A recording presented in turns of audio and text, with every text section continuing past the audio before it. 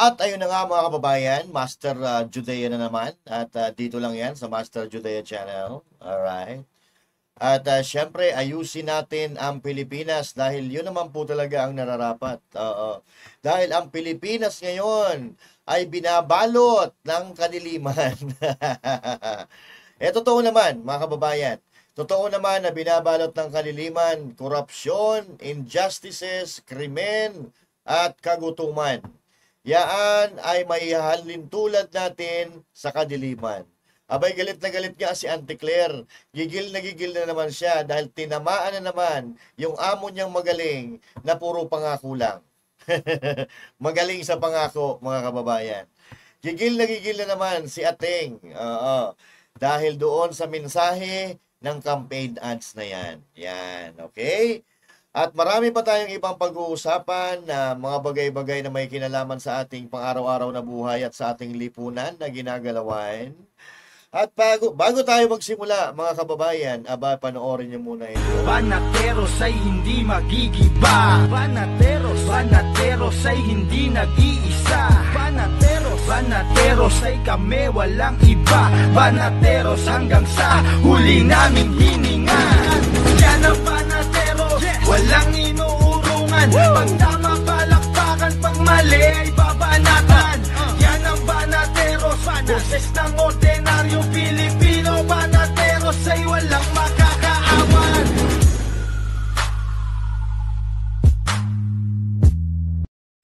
PTP Laban Street, PTP Laban Street, PTP Laban Street, PTP Laban.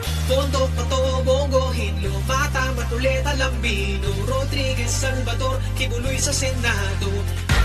Tondo, Pato, Bongo, Hinlo, Mata, Matuleta, Lambino, Rodriguez, Salvador, Kibuloy sa Senado. Duterte Street, PTP Laban Street, PTP Laban Street, PTP Laban Street, PTP Laban, PTP Laban Street, PTP Laban Street, PTP Laban Street, PTP Laban.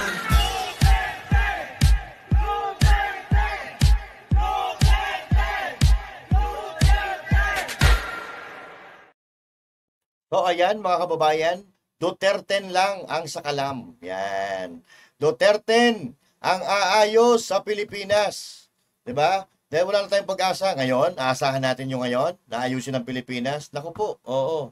Baka puti na ang uwak, hindi pa naayos ang Pilipinas. But anyway, balikan po natin mga kababayan si Auntie Claire. Okay? Si Auntie Claire talaga punong-puno ng kabubuhan. Oo, 'di ba?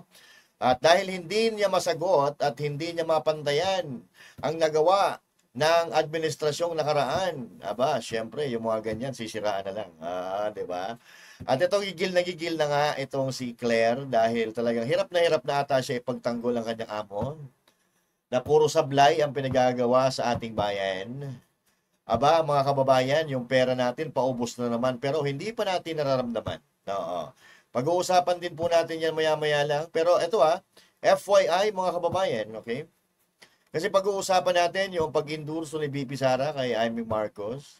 But it doesn't mean that I'm also endorsing Amy Marcos, no?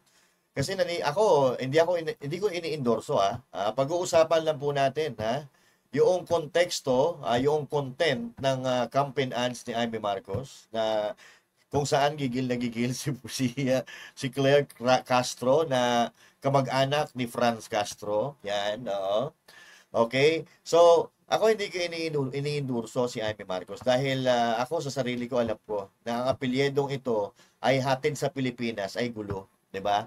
Tingnan mo ngayon, nagkakagulo-gulo tayo dahil sa kanila. Kung iba sana presidente natin, hindi ganito ang nangyayari sa ating bansa. Okay? So, but for now, we are not endorsing Amy Marcos. We're just going to talk about the content of the campaign ads na kung saan, yung unang nakita natin kahapon, mga kababayan. Okay? So, eto, totoo naman yung nasa campaign ads, yung pinatutungkulan ay kasalukuyang gobyerno. Mahirap po talaga pasinungalingan ang tunay na kaganapan kung saan milyong-milyong tao, milyong-milyong Pilipino magpapatunay. 'Di ba? So now, panoorin natin yung ads. Oh, once again ha. Oh, disclaimer, I'm not endorsing Amy Marcos. I don't like her. 'Di ba? Sila ang dahilan kung bakit nagkahagulo sa Pilipinas. Yung mga Marcos na 'yan. 'Di ba? Tama yung sinasabi ni sinabi dati ni Yorme Esco eh. Yung mga dilaw, yung mga pula na yan eh. Wala namang inihahatid sa Pilipinas yan, puro kaguluhan. Oh, tingnan nyo ngayon, Marcos na naman, ang gulo na naman, 'di ba? Pero pag-usapan lang natin itong ads, mga kababayan, kung saan napapanahon at tamang-tama talaga sa nangyayaring kadiliman sa ating bansa. Oh, ito panoorin natin. Ni Amy Marcos. Itim ngayon ang kulay ng bansa. Sa gutom at krimen, nagluluksa. Gutom na ang sikmura, gutom pa sa hustisya. Hinigipit ang hindi kaalyansa. Marami ang nagsasalita. Pero sino lang ba ang may ginawa? Sino ang may ginagawa? Itim ang kulay ng pakikiraman. Itim ang kulay ng pakikiisa. Itim, laban ng tama. Itama ang mali. Wala na, okay? Hindi naman tayo nag-endorse, di ba?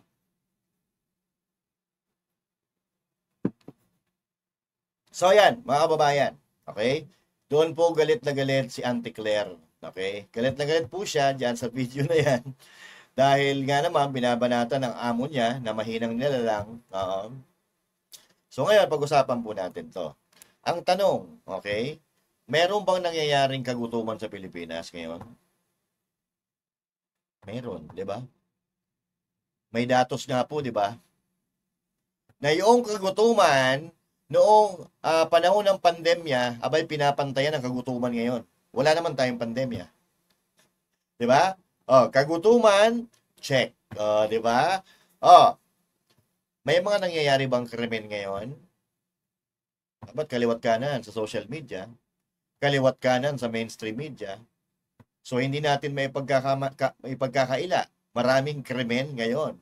Krimen, check. Okay? At sunod, may nangyayari ba ngayong injustices sa Pilipinas? Unang-una, Pastor Apollo C. Kibuloy, ikinulong. Wala namang kasalanan. Isn't it injustice? No, ang daming lumilitaw ng mga testigo daw nila noon, pero ngayon natira iisa. Kinulong, hindi naman napapatunayan pa. Bakit? Dahil malaking bagay si Pastor Apollo C. Kibuloy sa politika. Si Pastor Apollo Kibuloy ay matindi, napakalakas na supporter ng mga Duterte. Kaya ayun, kinulong siya. And that is what we call injustice. Diba? Injustice. And PRRD was kidnapped. Hindi siya binigyan ng pagkakataon na ma-exercise ang kanyang kalayaan, ang kanyang rights sa kanyang bansang pinagsilbihan, bagkus siya ay pinagkanulo sa mga dayuhan. Meron tayong umiiral na batas sa Pilipinas na dapat sana dito siya pinaparusahan dahil hindi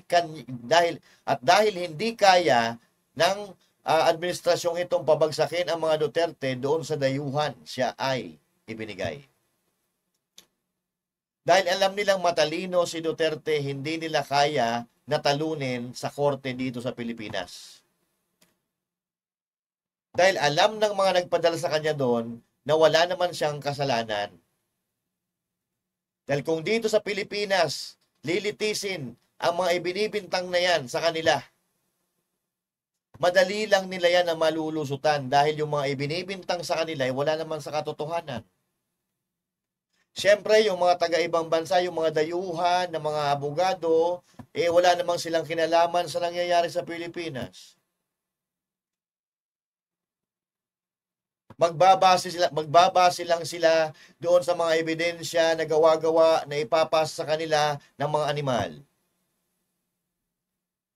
So lahat po ng sinabi doon sa campaign ads nangyayari sa kasalukuyan. So if that is the fact, mga kababayan, wala talagang may isasagot si Auntie Claire nyo dyan. Instead, ito na lang ang sinabi ng boba na yan. Ano ba? Nasaan na yon? Nasaan si Auntie Claire? Saan ka na? Nawala si Auntie Claire. Ito si Auntie Claire, minsan nandyan, minsan wala eh. Hanapin natin. Nagtoko talaga, oh. O, ito, si Auntie Claire, PTV4. Ano ba yung pinagsasabi nito? Orders, meaning hindi pa lang kanilang Oh, ito. Ayan. Okay. Palakihin natin. Palakihin natin si Auntie Claire para makita nyo kapugian niya.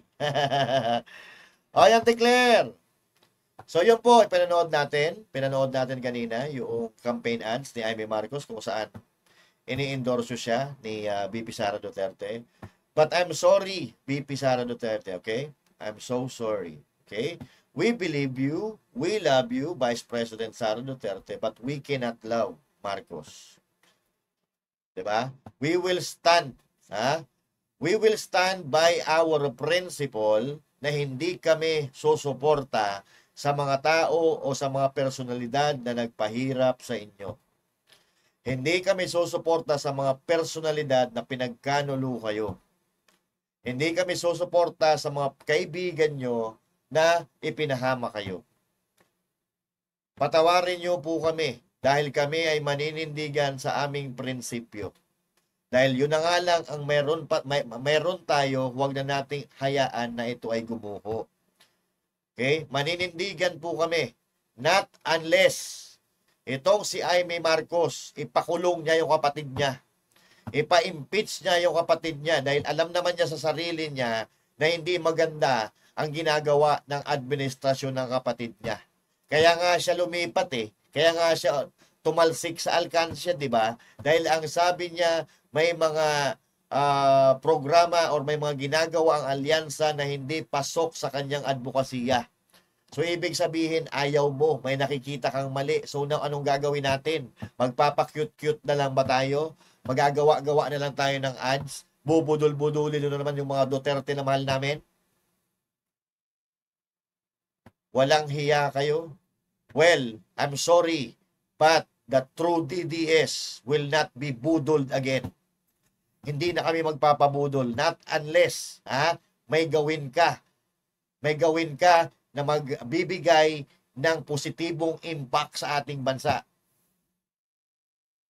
Hindi katulad dito, puro lang dada din itong si Auntie Claire mo. Hindi namin alam kung ginagamit na naman ninyo ang aming mga sinusuportahang politiko na pamilya ng aming pinakamamahal na si Rodrigo. Eto, galit na galit si Auntie Claire. I'm sorry. But let's wait, let's wait for the explanation of VP Sara Duterte, but I'm sorry. I don't think you can tawag dito. I don't think you can convince us to vote for Amy Marcos. I don't think so. Okay? Okay, nasaktan tayo eh. Nasaktan tayo sa pinagagawa ng kapatid nito. Sa mga minamahal natin na magaling na mga leader ng bansa. Tapos papasok-pasok ka na naman dito. Puro kayo kaguluhan talaga eh. Nananahimik kami dito sa PDP laban, tapos papasok-pasok na naman kayo. Kung saan malakas na ang PDP laban, may pananalo na namin ang Duterte 10, epal-epal na naman kayo. Huwag ganun. Okay? Panindigan nyo kung nasaan kayo, hindi kayo palipan-lipan kayo para kayong mga paru-paro. Diba? Oo, sa kakapalipad-lipad ninyo, mapapagod kayo niyan. Oo, baka pagdating sa eleksyon, nakatunganga na lang kayo. Oo, palipat-lipat kayo eh. Ito, pakinggan natin si Auntie Claire nyo. Ito, sinabi niya doon sa ads. Sabi niya. Natanong ko na ho kanina yung PNP, but I will ask the same question to the Palace. Yung recently released political ad nga po featuring VP Sara and Senator Amy paints the situation in the country as black. Yes. Kulay ng pagluluksa due to hunger, crimes, and injustice, which is a clear imputation of failure on the Marcos administration. What does Nako! Clear imputation of failure of Marcos administration. Ang sakit nun. Kapatid pa mismo Kapatid pa mismo ng presidente ang gumawa ng ads na yun. Diba? Pero eto, ang sagot ni Auntie Claire mo. Tingnan nyo balisa siya eh. Palace have to do with You it? just said it is recent? Nag-iisip. Kunyari ka pa. Do you said, is it 3 cent? Ha? Do you said, is it 3 cent? Kasi nag-iisip siya ng isasagot eh. Hindi niya kayang sagutin eh. Ito mga kababayan. Alam niya yan. Anak na to, kuha naman eh. Kunyari ka pa, hindi mo alam eh. Kasi mahina hindi gumagana na maayos utak mo. You need to ask a question para yung brain mo makapag-organize ng isang thought. Okay? Alam niya yan. Papatunayan ko sa inyo. Yesterday. ang akala ay 2022 campaign ads to. Sige. Oo. Dahil sa mas na-describe Na? ang kapanahunan Ano? ng nakaraang administrasyon Ay? dun sa nasabing campaign ads. Ay, wow. Okay. Una, meron silang Tingnan nyo So, yung ads daw na ginawa ni Amy Marcos at ni BP Sara Duterte ay ginawa daw yun para doon sa dating administrasyon. Kinakina mo kayo. Ginawa nga yun para sa inyo eh. Kailan lang ginawa yun eh. I'm taking it literally. Okay? Kasi, ang ibig kong sabihin, hindi ganyan sa panahon sa administrasyon ni Pangulong Duterte. Ang pinag-uusapan natin ngayon, bakit? May kagutuman ba sa panahon ni Pangulong Duterte? Nung pandemic, meron. That's pandemic. But yung kagutuman ng pandemic ay pinapantayan ng kagutuman ngayon na wala namang pandemic. Kagutuman, check. Poverty, check. Poverty, kagutuman, parehas lang yun, check. Crime, check. Ano pa ba? Injustice, check. Kaya nga ang sagot niya mga kababayan ay ito ay naglalarawan ng nakaraang administrasyon. Imbis na i-address niya yung kagutuman, yung krimen at injustice, ito ang sinasagot niya. At ito, yung sinasabi ko sa kanya, na alam niya yan. Kasi may kopya siya Ayan sinabi, teka lang. Kunyari ka pa nagtatanong para makapag-organize ka ng thoughts. Madilim, wait lang. Meron yan. Nabasa mo na yan eh. Ayun. Itim ngayon ang Oo. kulay ng bansa. Sagot Puta, pinagtatawanan ka lang ng mga reporter, Tingnan mo, pinagtatawanan ka lang ng mga reporter, Due to hunger, crimes, and injustice, which tingnan is mo. a clear Tingnan mo yung indication itsura of ng mga failure reporter, of the Marcos administration. What does tingnan the nyo, palace have to do with you it? just said it is nakakatawa. recent. Yesterday. Ang akala ay 2022 campaign ads to. Sige. Dahil sa mas na-describe ang kapanahunan Lulusot ka pa ng nakaraang administrasyon dun sa nasabing campaign ads. Sige. Unang-una, Hanapin meron mo, silang sige. sinabi, teka lang po, tungkol sa madilim, wait lang. Alam mo yan. Kunyari ka pa, patanong-tanong ka Ayun. pa. Tingnan nyo. Tingnan nyo mga itsura yan. Si Ivan Merino parang nang-uulol lang Parang nakaka-insulto yung tingin Tapos ito nasa likod, nakangiti lang. Ay, so sabi nito Ivan, sabi siguro Ivan, hindi na masagot Oo. Kaya dapat, ang isasagot mo dyan kung ano yung issue. Kung ano yung concern. Yung kagutuman, yung krimen, at injustice. Pero, ito ang sagot niya. Bobo talaga Itim ngayon ang Oo. kulay ng bansa. Alin? Sa gutom at krimen nagluluksa. So, Ano? Di ba kasagot? pag sinabi ba natin na itim ngayon ang kulay, Nag-iisip. Ang tagal sumagot. Sagutin mo yung kagutuman, yung krimen, at yung injustice. Pero ano sagot niya? mas madidescribe siguro natin nung nakaraang administrasyon Bakit? na sobrang itim Oo. at ngayon ay papaliwanag. Paliwanag saan? Paliwanag saan? Sa paglugbog, sa kangkungan? Walang hiya kayo. Kagutuman, krimen, inhustisya sa Pilipinas, tapos sasabihin mo liwanag. Sarap sampalin ng tsinelas, Ito yung sinasabi nito, kontrang-kontra sa damdamin niya, no? Kontrang-kontra sa damdamin niya, pero wala siyang magawa kasi aso siya ni Marcos, Di ba?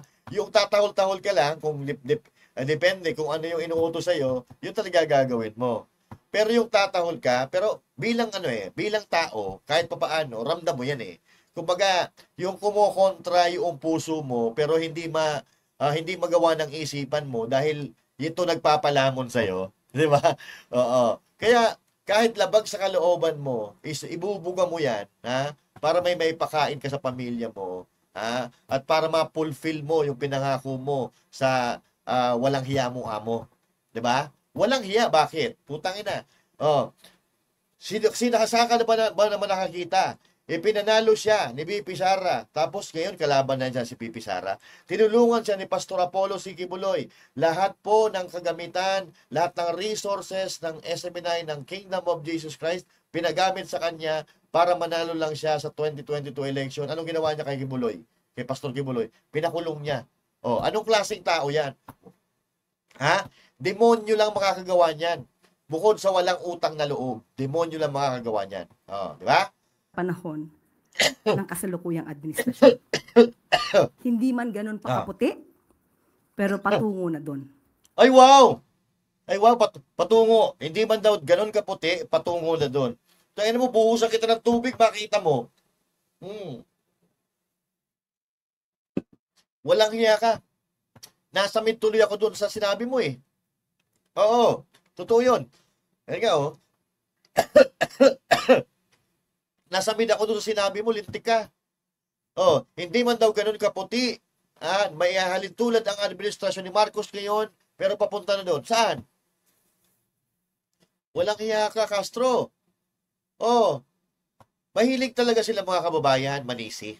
Oh, mahilig talaga sila manisi. Oh, etong si Auntie Claire, walang respeto eh. Pare-para sila ng mga amo niya eh. Walang respeto sa Vice President of the Philippines, walang respeto sa isang senador. 'Di ba? Oh. Akala niya kalibin lang niya yung mga pinatutungkulan niya. 'Di ba? Para bagang tinutukoy niya, ang tinutukoy niya ay kalibin lang niya. Oh. Ganyan ang mga karakter ng mahihinang nilalang. Hindi nila kaya makipagtuos sa argumento, kaya kung ano-ano na lang ginagawang palikod-likod. Excuse me. Tuloy mo.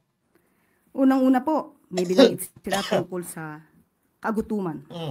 Tandaan po natin na ayon po sa sige. records na rin po na naibaba ang poverty incidence.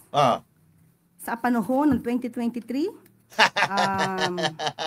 Oy, okay. Castro, walang hiya ka. Hanapin natin. Philippine poverty. Asa na yan ha? Huwag ka na lumusot.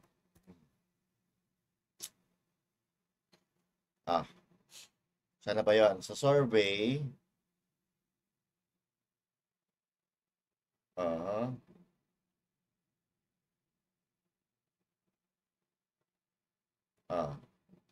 Sana ba? Wait lang. Hanapin natin ha. Yung poverty. Basta meron eh. Nakaraang linggo. Nasa na ba yun? Poverty. Oops. Poverty. Ito. Ayan. 6 hours. 14.4 million Filipino families are poor, according to the latest SWS survey. 52%. 52% mga kababayan. I-compare natin noong 2019, 36%. Ayan oh. Maliwanag, di ba? Tapos lulusot ka pa. Claire. Kitang-kita naman natin. At ito pa, mga kababayan, ang nakakabahala. Ito. Poverty rate natin nung nakaraan po, 62% po yan, ha? Nung nakaraang buwan. Bumababa ngayon, pero still mataas pa rin compare 2019. Anong panahon ni Pangulong Duterte na 36 lang. Okay? Pero ngayon, mga kababayan, ikinalulungkot ko na ibalita sa inyo na sana nawala pa ata. Walang yan, nawala. Ayun, ito. At saka mamaya, Claire, ipapakita ko sa inyo kung nasaan ang liwanag, ha? Ipapakita ko sa iyo, Claire, kung nasaan ang tunay na liwanag. Okay. So now, ito, bagong-bago to, ha? April 13, 2 days ago. Oo. Ano ba 15, di ba? Sabi dito, Development Bank, DBM, okay? Department of Budget Management releases 81% of 6.3 trillion budget. Philippine Star. Anong petsa na ba tayo ngayon? March, April pa lang tayo. January, February, March, April. Apat na buwan pa lang ang nakukonsumo natin sa isang taon. Pero, yung budget para sa isang taon, 81% na po ang nailalabas natin. So, masasabi po ba natin itong maliwanag? Walang hiya. Ito po mga kababayan ay masasabi natin na kadiliman dahil hindi natin makita kung saan napupunta ang pera ng kaban ng taong bayan. Di ba kadiliman ho yan? Madilim pa sa sabaw ng pusit. Wala tayong makita, wala rin tayong maramdaman. So saan napupunta ang pera? 'Di ba? Hindi pa nangangalahati ang taon, pero 81% na ng pera ng Pilipinas ang naibaon. Ito ba ay ginagamit sa eleksyon? O kinukuha nyo para inyong pambaon? Dahil pag Duterte naman nakaupo diyan sa trono, mananagot kayo. At baka tumawag kayo doon sa inyong mga puon. Diba? Ito ang tunay na kadiliman. Kabaligtaran po yan sa sinasabi ni Castro na pinsan ng isang Castro. Kung madilim sa panahon ni Duterte, bakit marami ang nagmamahal sa mga Duterte? Bakit halos lahat ng Pilipino gusto ang Duterte kung madilim sa panahon ni Duterte? Pati nga Amerikano, nakisawsaw na sa mga Pilipino. I've been to Korea. I've been to a lot of places, and I really didn't have a lot of experience with the Philippines. And I have to tell you that over the last 2-3 weeks, that I really got to know a lot of you. You guys are the most incredible, loving, caring people that I've ever met.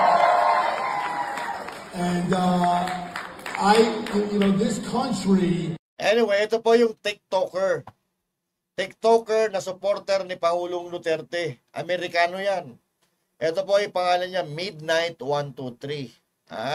Midnight 123 na talagang gigil na gigil siya sa Marcos administration, lalo-lalo na kay Abante. Hinamon nito si Abante pakinggan natin, hanapin natin. Nandyan lang yon. Is under siege, and this country here, it has been very sick, and we have been under attack. Forward natin This is a loved one, this is a brother, this is a father, this is a dad. This is actually a person that is praised by many ex-drug addicts that if it wasn't for Rodrigo Duterte, God knows where I'd be today. And thank you for saving me and bringing my life back and giving me a second chance to be with my family and my loved ones. Yes!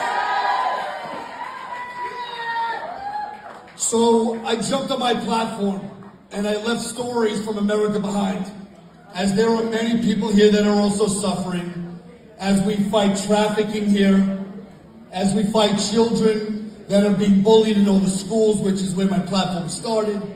4,800 children. A lot of people don't know. Claire, wag mong sabihin yung Amerikano na yan, bobo. Sumusuporta kay Duterte.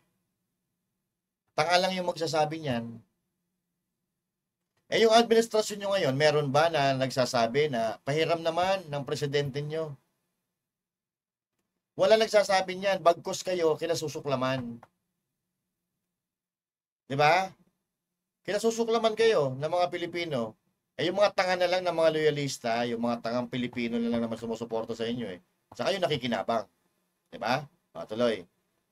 This number, 4,800 children lose their lives every year to bullying. Mr. Benny Abante. Ayun. Fucking bully.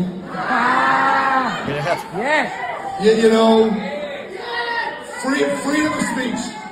Freedom of speech. We should be able to say what we want when we want, as long as we're not hurting or threatening anybody else, our brothers and our sisters. Yes. When you have a woman coming on here, I don't know if you've all saw the videos of Mr. Benny Abante, bullying her and threatening her, you will go to jail if you don't lie for me in the name of the Marcos administration that none of this stuff is happening. And I have to tell you, she cried. She poured her tears. She was ashamed. She was embarrassed. I was embarrassed for her. I cried with her. That woman actually reached out to me and told me on my TikTok, Mr. Midnight, I am so sorry, but I have a family and I can't afford to tell the truth, as they would have put me in prison, in jail, for talking the truth about Rodrigo Duterte. Yeah. It wasn't an arrest. It was a kidnapping. 100% the keys and the domain were opened up by the Marcos administration. Let them in, let them take him away, and ship them over to an alien country called the Netherlands, over to The Hague. And we're not saying that if he's got crimes that people have been saying that he's done, that's okay. Donald Trump came into New York, he came to LA, he came to Atlanta, he came to Florida. He fought every one of those accusations. There was a trafficker.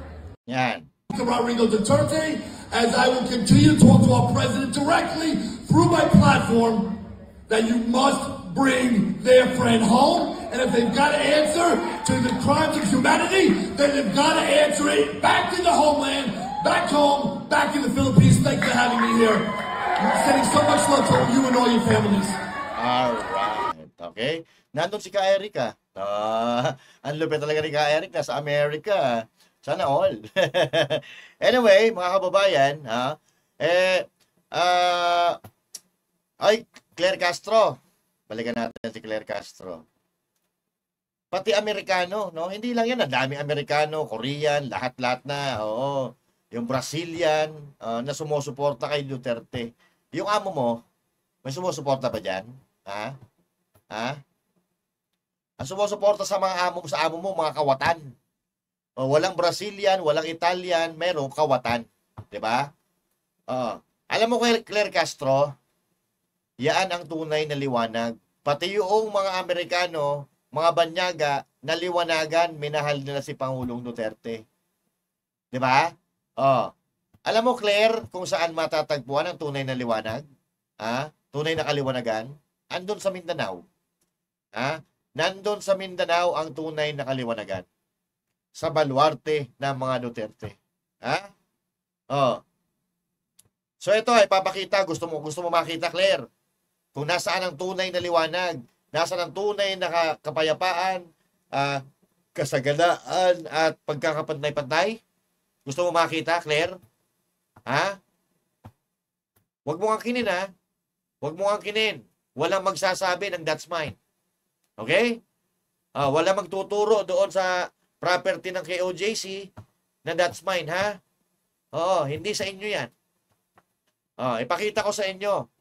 Sa iyo mismo, Claire. Kung nasaan ang liwanag. Eto, dito matatagpuan ang tunay na liwanag. Claire, makinig ka, Claire. Lintik ka talaga. Sarap mong sinilasin sa face.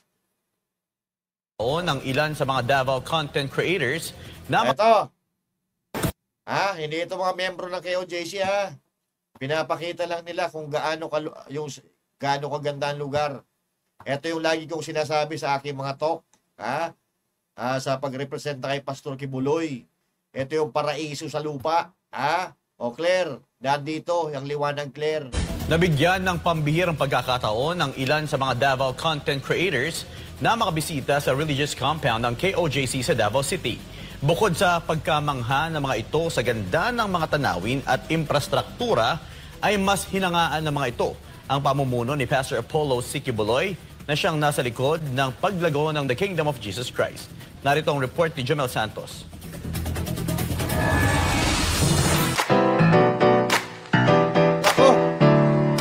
Hindi mapigilan ng mga Davao content creators na mamangha sa ganda ng mga tanawin at infrastruktura ng ilan sa mga religious compounds ng The Kingdom of Jesus Christ sa Davao City. Sa kanilang pagbisita, una nilang tinungo ang Covenant Mountain and Paradise Garden of Eden Restored o mas kilala bilang KOJC Prayer Mountain. Ayan o. Ayan o. Magsasalita ako pag may tugtog para di tayo makapalit mga kababayan. So, dyan lang po yan. Hindi yan sa ibang bansa. Dyan lang po yan sa Davao mga kababayan. Ha? So, yan. Ang paraiso sa lupa na tinatawag. O, di ba? Meron ba kayo niyan? Ha? Meron ba kayo niyan sa Ilocos? Ilocos Norte?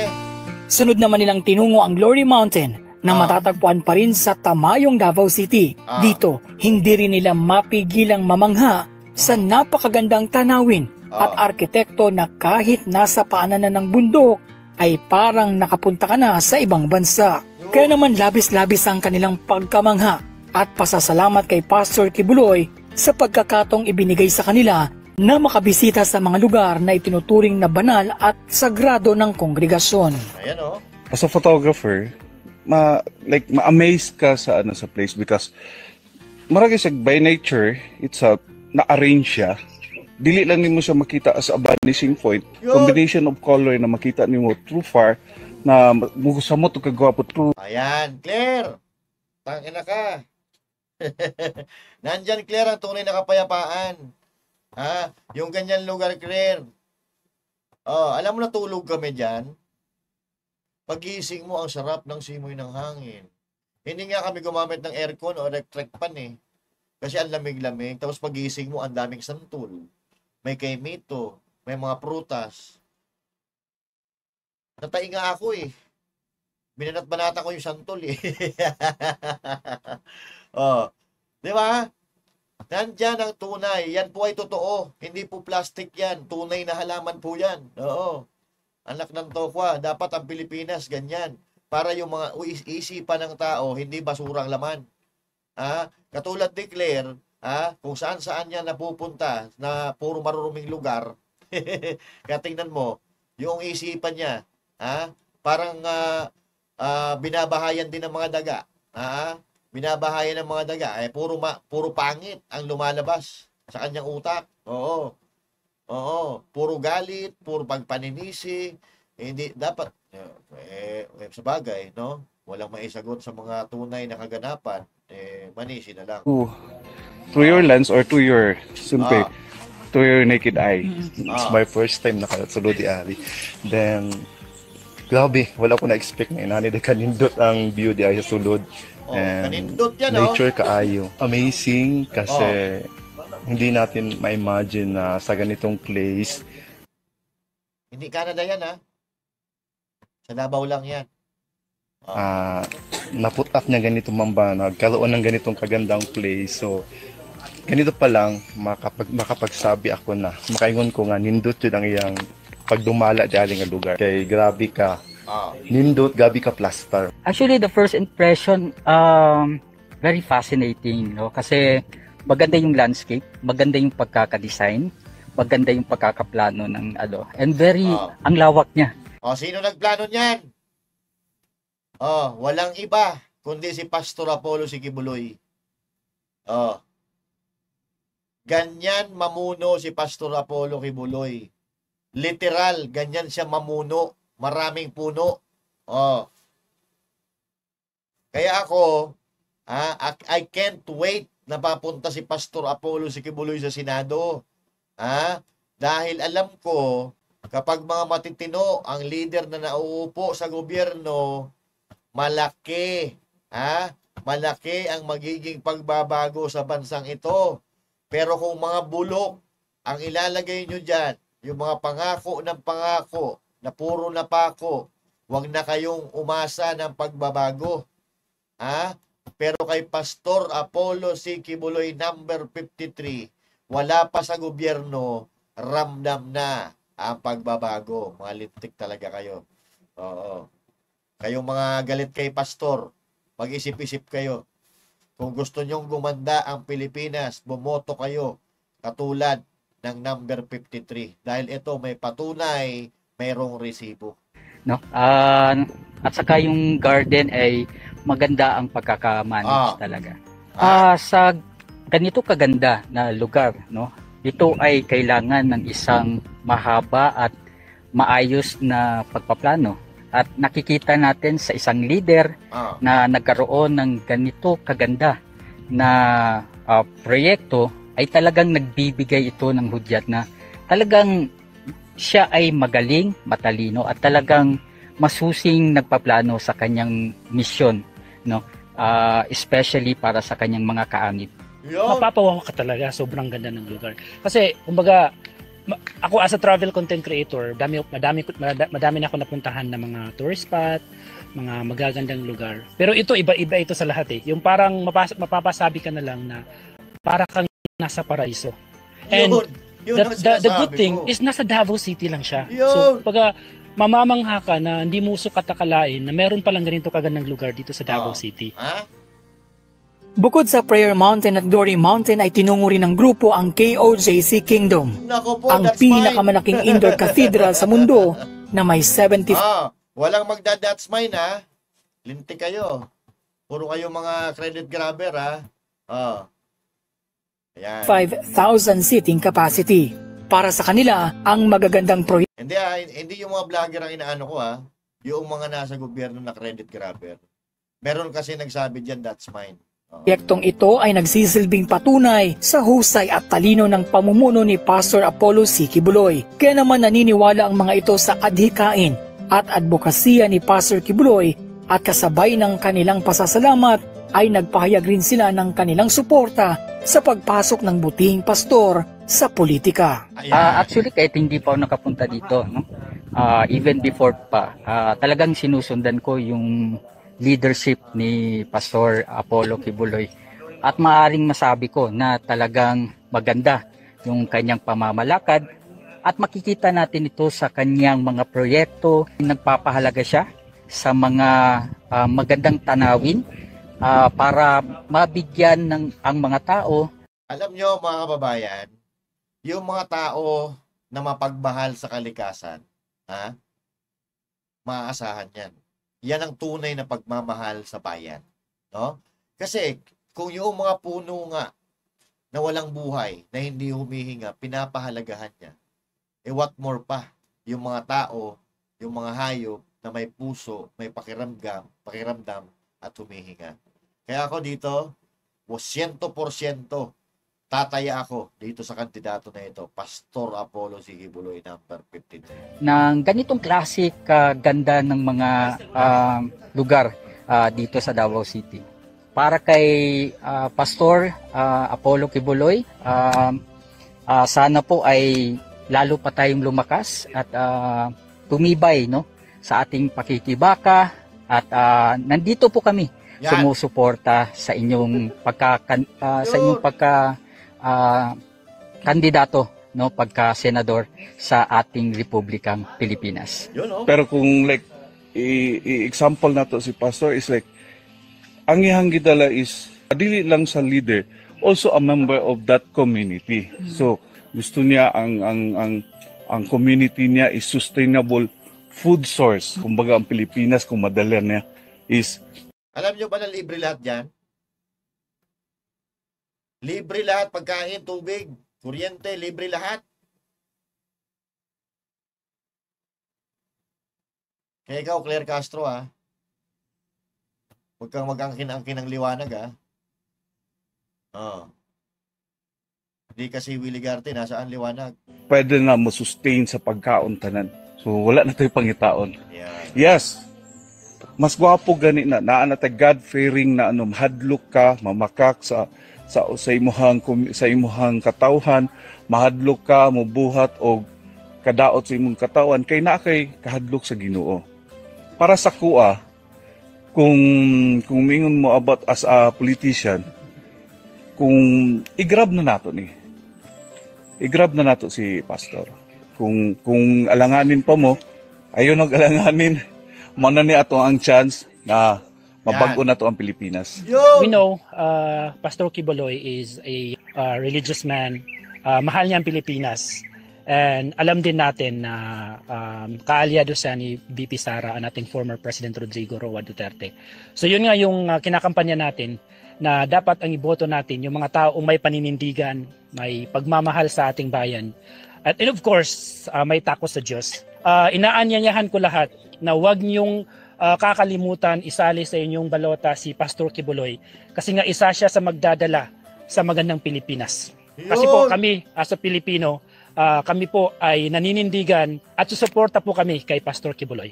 Bukod sa pagpapanatili at pagpapayabong pa ng ating likas na yaman, kabilang sa advokasya ni Pastor Apollo C. Quiboloy ang labanan ng droga at kriminalidad, pagpapatayo ng National Superhighway System, turismo, maiahon ang Pilipino sa kahirapan at ang zero corruption sa pamahalaan. Yun ang sinasabi natin. Palakpakan natin si Pastor. Ha? Marami ang ayaw sa kanya, lalo-lalo na yung mga nakaupo na sa gobyerno. Pero mo ba naman, anti-criminality campaign, anti-drug campaign, National Superhighway System, tourism, poverty reduction, zero corruption. May nakagawa na ba yan? Eto, papasok pa lang, may mga nakahanda na. Pero yung mga nandyan ang matagal na, punyeta, puro pagpapataba lang ang bulsa ang ginagawa. Diba? Alam nyo kung bakit relax na relax ang mga Duterte. Si Pierre Ander, relax na relax eh. Si VP Sara, relax na relax. Ewan ko ba, kay Mayor Baste, laging galit eh. Pero dahil, alam ko kung bakit relax na relax si VP at si PRRT. Kasi, yung pinanggalingan nilang lugar, malinis. Yung pinanggalingan nilang lugar, hindi magulo. Diba? Kapag mapayapa ang pinanggalingan mo, magiging mapayapa ang utak mo. Ang isipan mo.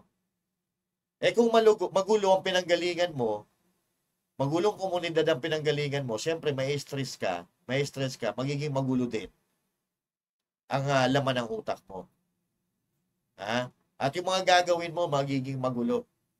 Magiging magulo dahil puro ang nakikita mo, puro gulo. Katulad nangyayari sa atin ngayon. Diba? Na-stress na tayo lahat dahil sa kaguluhan, pag-aaway-away sa gobyerno. Diba? Kung magulong komunidad, Quezon City, tapos Maynila na naman.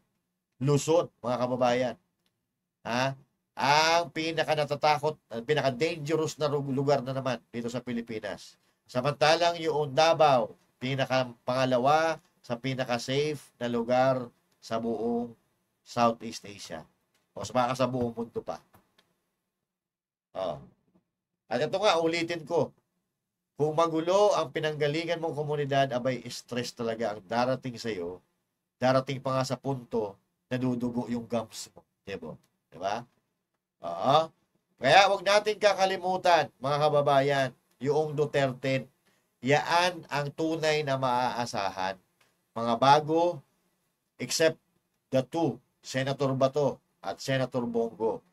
Pero, tatak Duterte nga eh. Kapag tatak Duterte, sigurado, garantisado, may magagawa sa mga Pilipino, may pagmamalaki ng mga Pilipino. Alright?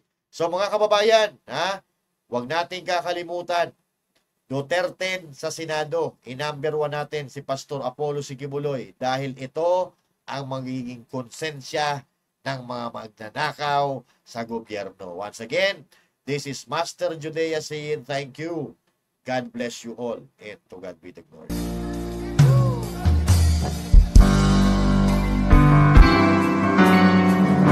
Pilipinas, Duterte na rin.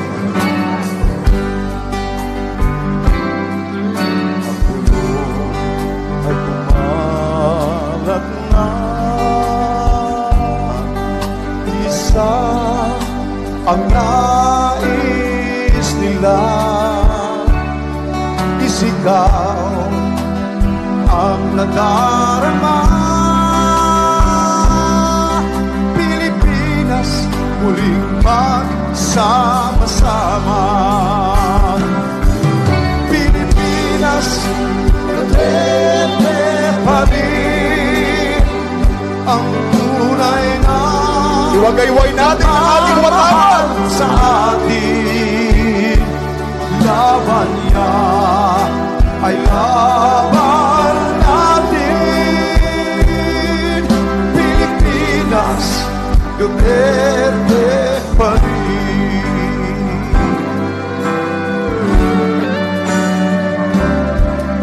Ilang bayang minamahal, lagi kang ipagdarasal na muli kitang makita. Pilipinas, bangon may pag-asa pa.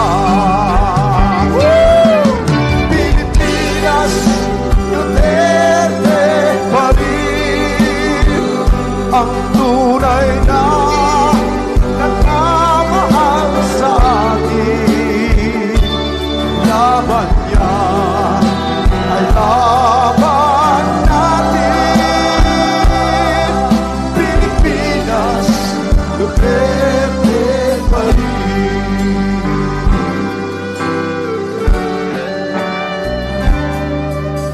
Ilang bayan minamahal, lagi kang ipagdarasal na muli kitang makita. Pilipinas, bangon may pag-asa pa. Pilipinas, Duterte pa rin ang tunay na nagmamahal sa atin. Laban niya ay laban natin. Pilipinas, Duterte pa rin. Pilipinas, Duterte pa rin ang tunay na nagmamahal sa atin. Laban niya ay laban natin. Pilipinas, Duterte pa rin. Tayo! Pilipinas, Muli, maraming salamat sa lahat ng mga Pilipino na nagkakaisa ngayon, hindi lang dito sa Liwasang Bonifacio, pero sa iba't ibang bahagi ng Pilipinas at maging sa iba't ibang bahagi ng mundo. Muli po natin idalangin na muling makakabalik si Tatay Digong, ang ating pinakamamahal na dating Pangulo,